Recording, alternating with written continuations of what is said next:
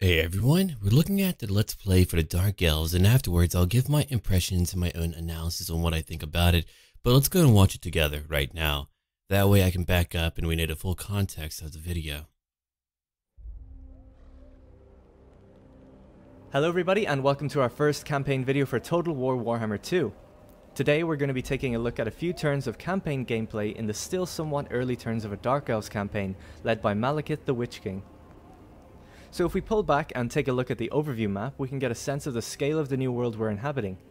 We're currently at turn 72 and still have yet to reveal over half the map. Instead, we've been solidifying our home territories, making alliances and clearing out any pesky roaming hordes and rogue armies. If we toggle the overview filters, you can see our territories in yellow, our allies in blue, and our enemies in red. So seeing that our borders were relatively well secured with surrounding allies, I decided to send Malekith with a large invasion force south to Ulthuan to form a sort of territorial beachhead and slow down the High Elves who were ahead in the race for control of the vortex. I chose to land here, at Vol's Anvil. It's one of a few special locations on the map because it's a ritual resource site, meaning that it has the potential to produce ritual currency each turn. Ritual currency is what's needed to perform rituals, each one bringing you closer to control of the Great Vortex and ultimate victory.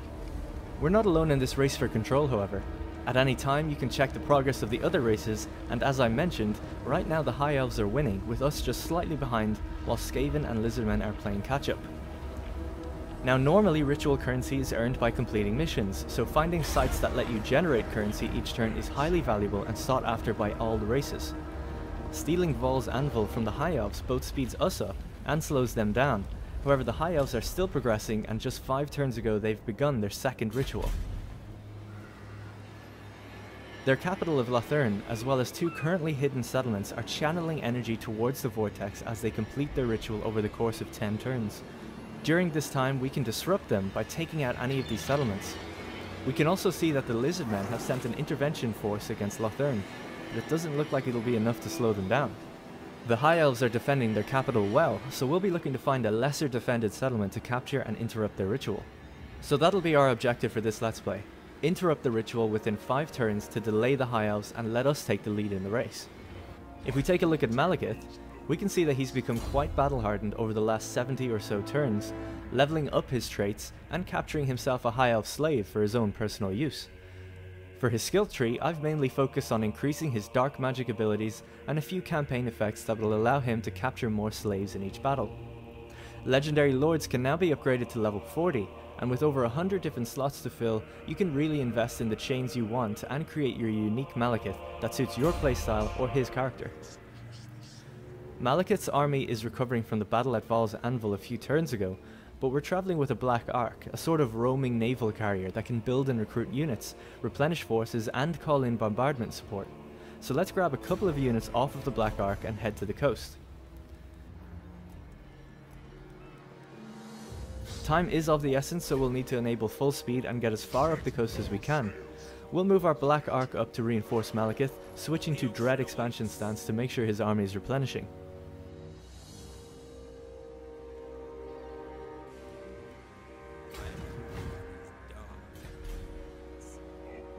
Back to our home province of Nagorond, we have some business to attend to. We've just received a message from Felicion asking us to attack the rogue army of the Mangy Hounds. Rogue armies can be comprised of a mishmash of troops from different races, and usually seek to raid until they have enough income to find a home of their own. They owe no allegiance to anyone, which means they have no friends to help them, so let's end them swiftly. We'll get our Dreadlord Velavith to declare war and attack.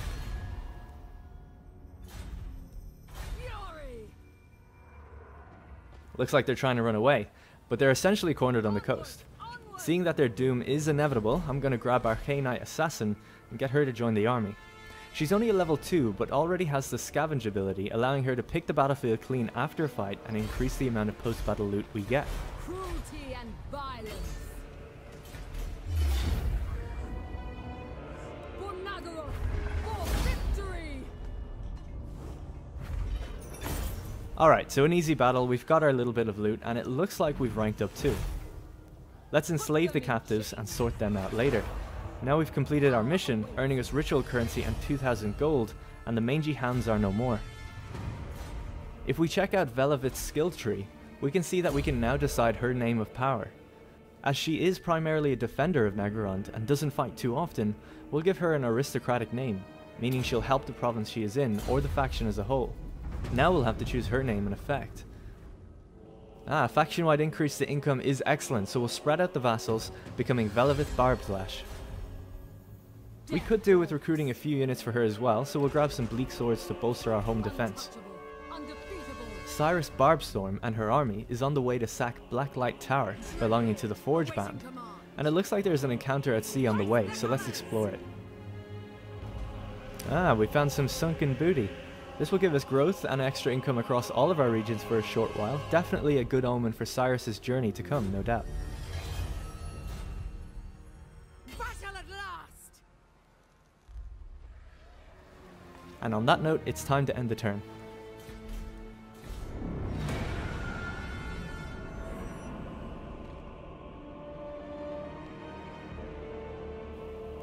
Now, new to the Total War franchise is the ability to decide what you want to see during the end turn phase. Currently we're watching a Tyrannok hero perform an action against an ally of mine, something that's not particularly of cause for concern for me, so we can choose to speed this up, ignore it, change the camera view and more, and we can do this for all factions or groups of factions, like all of our allies or all of our enemies. As we are at war with Tyrannok, we'll skip what its heroes are doing, but pay attention to its lords, just in case an army comes our way.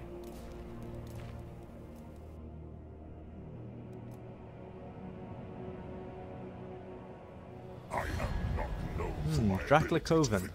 A one settlement Dark Elf faction is asking for peace.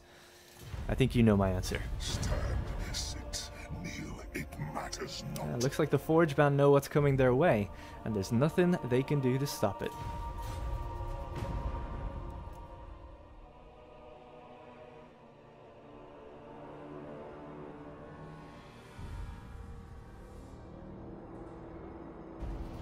So, our Sacrifice of Cain rite is ready to be used again, and just in perfect time.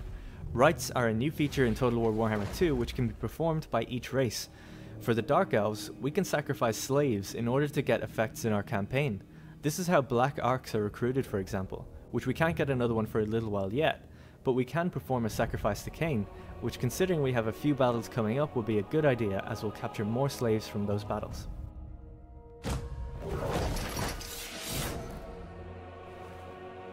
Great, now that the rite is activated, let's figure out how we're going to deal with the slaves we're about to capture.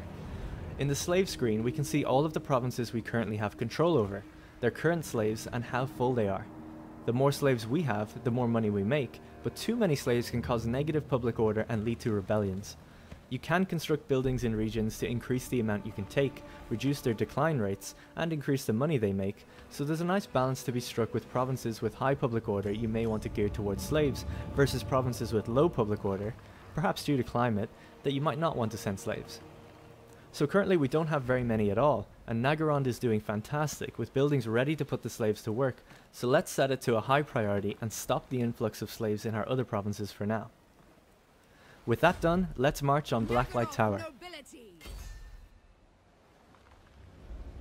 Looks like we've caught them off guard as the Forge Band's north is completely undefended, probably why they asked us for peace. We'll sack the town to take the most slaves we can and come back later after we deal with their armies. So now we've just gained 600 slaves and they've been sent straight to Nagorond. Now we're making money again.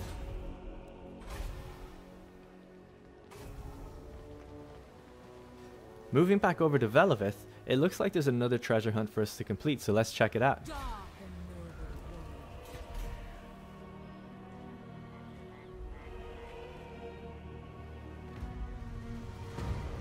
Nice. It's always worth checking out those encounters at sea, because they often have great bonuses or gear that you can use later on in your campaigns and battles.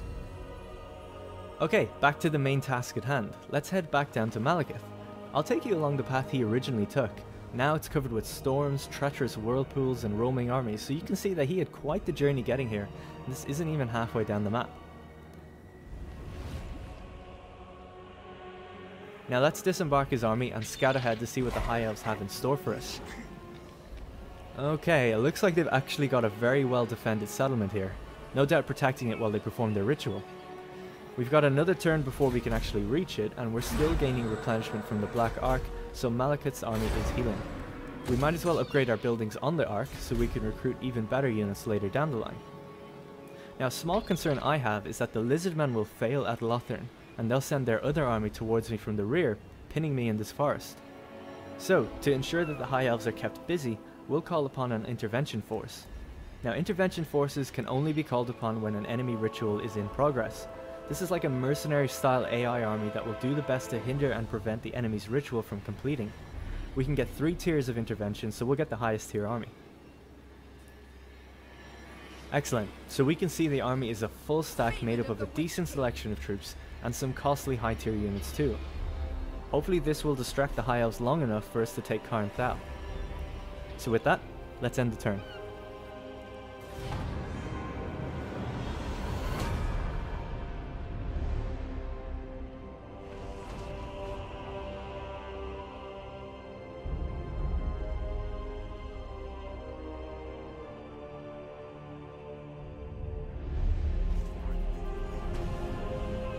Looks like my intervention force has just destroyed Glittering Tower, probably because the Lizardmen are still sieging Lothern for themselves.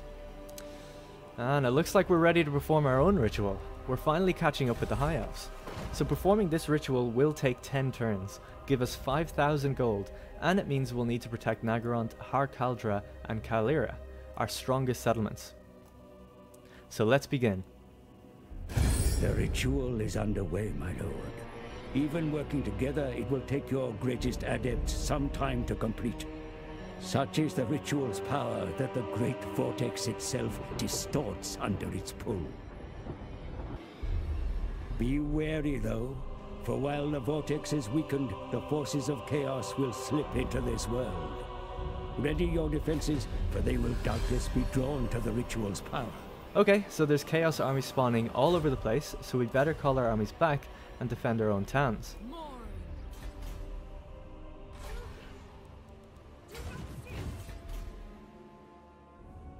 Back to Ulthuan, let's push our Black Ark up to the coastline, ensuring that Malekith has our bombardment support, and finally attack Cairn Thal, stopping the enemy ritual once and for all.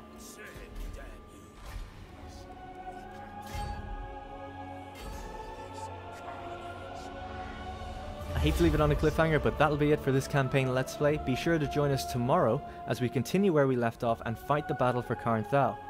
As well as that, don't forget to follow us on social media for all of the latest news, and remember to subscribe on YouTube for exclusive Total War videos. Okay, well that was really cool. So what I might do in the future, and you can let me know if this is a good idea or not. Again, I'd love to thrive off of the feedback that I get from all of you.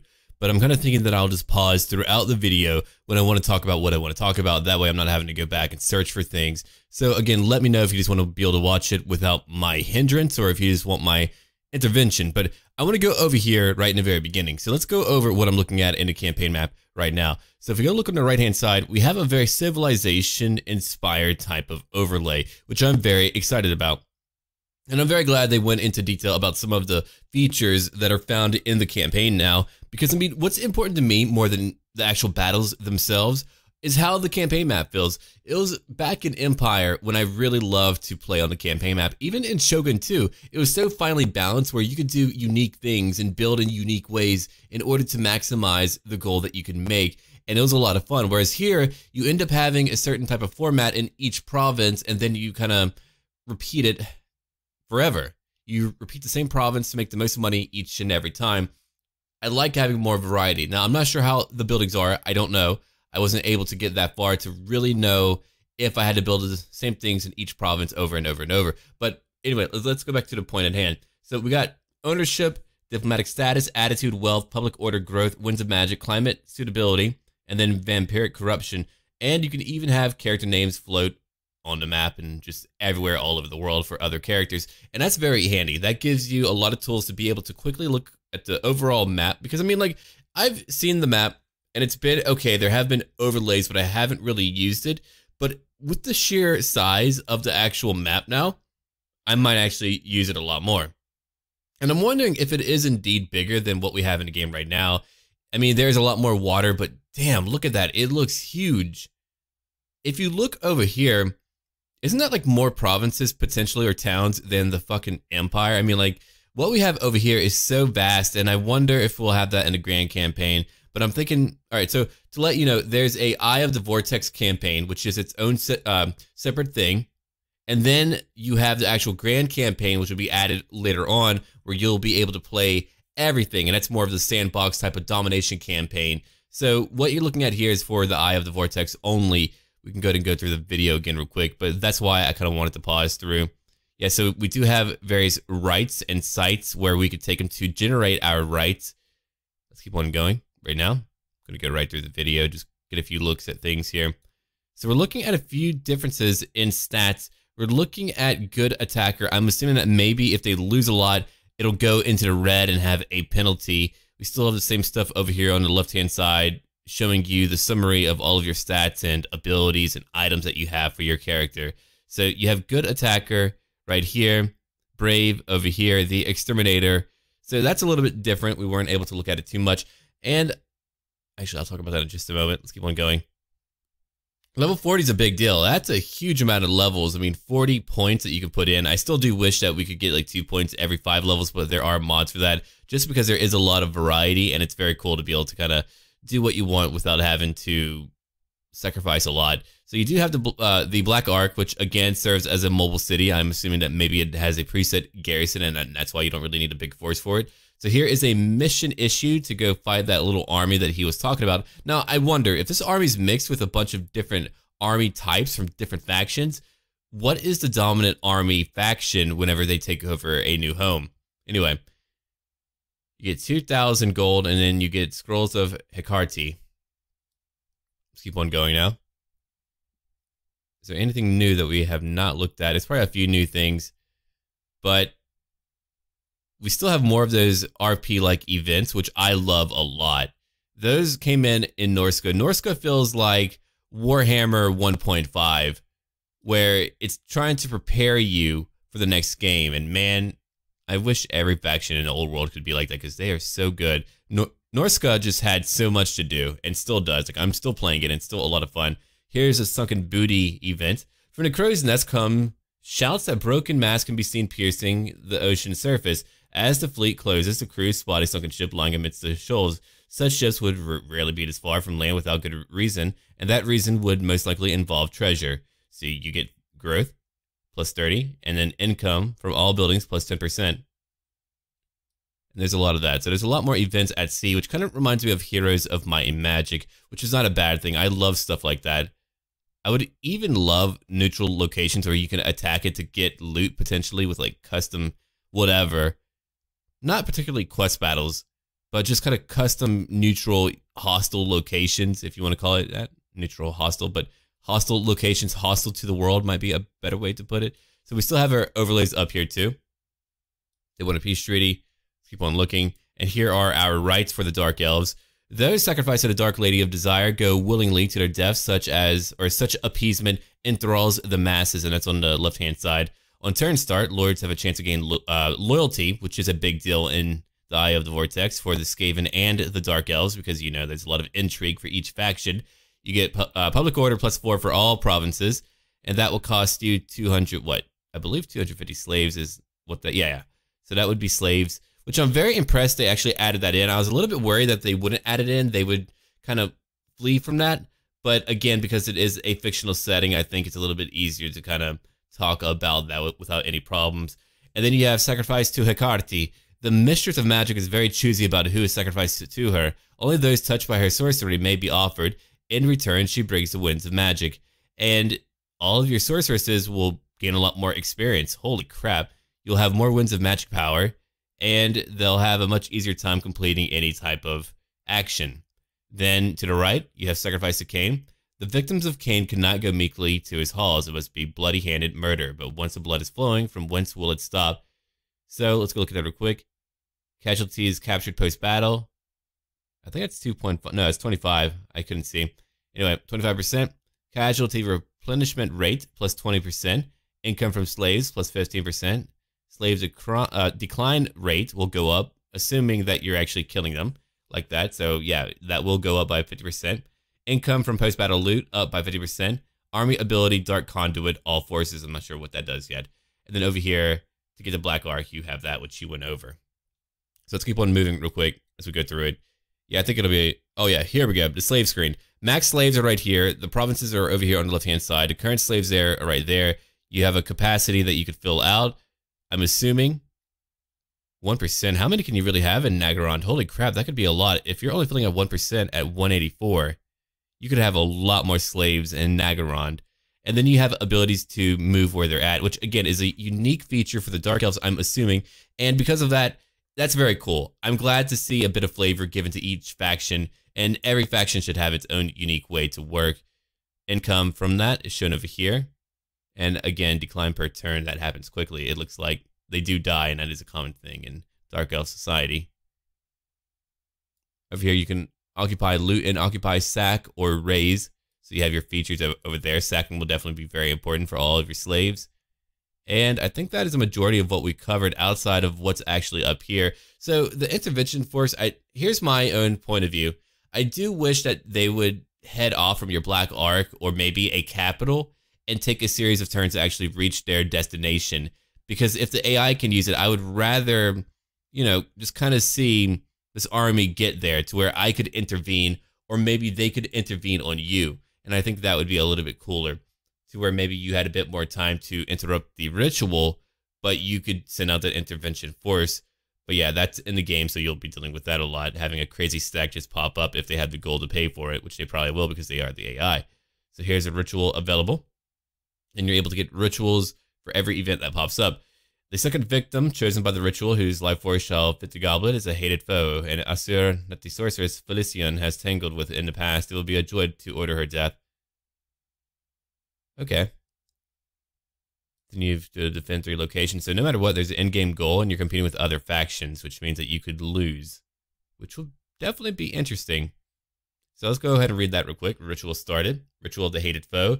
The preparations are complete at the selected ritual sites. The scrolls of Hecate, torn from the dark resting places across the world, lie now beneath the cold eyes of your sorceresses. As the shrieks of the sacrifices rise to assault the heavens, so too do beams of pure energy. They lance toward the great vortex, which falters at their impact. It falls now to you to destroy any who dare to challenge the ritual sites until the ceremony is complete. And that's what you have there.